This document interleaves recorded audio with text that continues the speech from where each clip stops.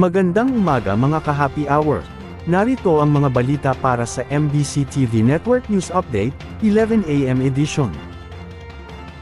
Monster ship ng China, patuloy ang pagbaliwala sa panawagan ng Pilipinas, na lisanin ng katubigan ng Pilipinas. Patuloy ang pagbaliwala ng dambuhalang barko ng China sa panawagan ng Pilipinas na lisanin ang katubigan ng Pilipinas. Sa ika-13 araw ng operasyon ng Philippine Coast Guard sa may katubigan malapit sa Zambales, ibinahagi ni PCG spokesperson for the West Philippines si Commodore J. Tariela nitong gabi ng Miyerkules, na aktibong kinumpronte ng BRP Gabriela Silang ang iligal na deployment ng China Coast Guard Vessel 5901 o Monster Ship sa loob ng Exclusive Economic Zone ng Pilipinas. Aniya, matagumpay na nasiguro ng mga personnel ng PCG vessel na mapanatili sa layong 70 nautical miles ang dambuhalang barko mula sa baybayin ng Zambales. Sa panig naman ng CCG vessel, nag-issue ito ng radio challenge sa BRP Gabriela Silang, at iginiit ang Jurisdiction Award umano sa People's Republic of China.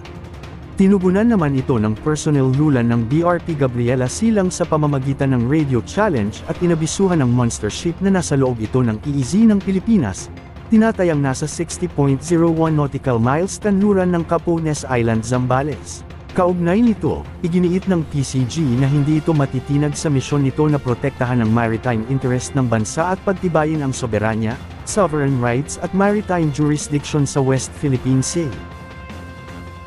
Samantala, abiso sa mga motorista, presyo ng produktong petrolyo, namumurong tumaas ng higit 2 piso kada litro sa susunod na linggo, hanggang halos 3 piso ang taas presyo sa petrolyo, nakaambos sa sunod na linggo. Ayon sa Department of Energy, nasa 2 pesos and 30 centavos hanggang 2 pesos and 60 centavos sa produkto ng diesel, habang 1 peso and 35 centavos hanggang 1 peso and 60 centavos sa presyo ng gasolina, at sa kada litro ng kerosene naman ay nasa 2 pesos and 30 centavos hanggang 2 pesos and 50 centavos. At yan ang mga balita para sa MBC TV Network News Update, 11 AM edition.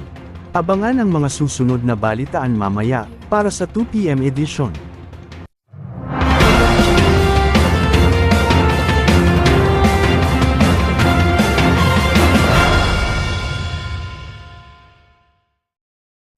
Mga ka-happy hour, kung gusto mong manood ang mga balita sa MBC TV Network News Update, mag-subscribe sa aming YouTube channel, i-like ang aming Facebook page, at i-follow sa aming TikTok account.